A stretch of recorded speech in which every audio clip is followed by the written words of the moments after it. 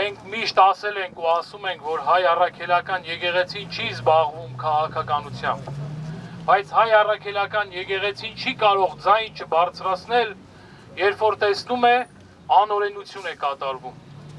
Այսօր թե Բաքվում, թե Հայաստանում շատերը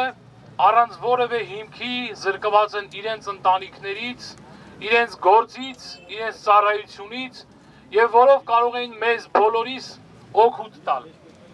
Այսօր հայոց պատմության մեջ աննախադեպ մի իրավիճակ է, երբ որ բանտերում են մեր եկեղեցու 4 սրբազան հայրեր, որոնք այն մարդիկ են, ովքեր ամեն օր ավուր իրականում բարեկարգում, բարեփոխում ու զարգացնում են հայ մարդու թե հոգևոր, թե մտավոր եւ թե հասարակական առողջ կյանքը։ Դրա համար մենք այսօր այստեղ ենք միասին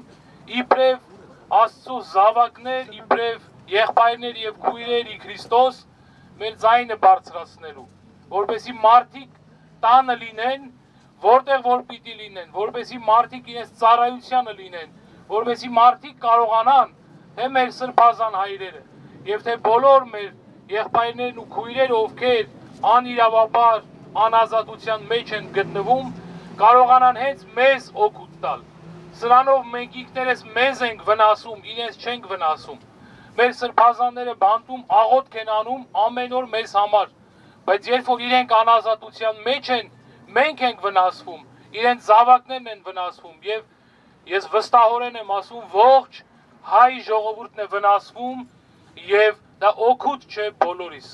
Ուրեմն մենք պարտավոր ենք մեր ձայնը բարձրացնել եւ իրոք մարդու հիմնարար այն իրավունքը, որ կոչվում է ազատություն, խնդրենք եւ պահանջենք, որպեսզի վերականգնվի։ Շնորհակալություն։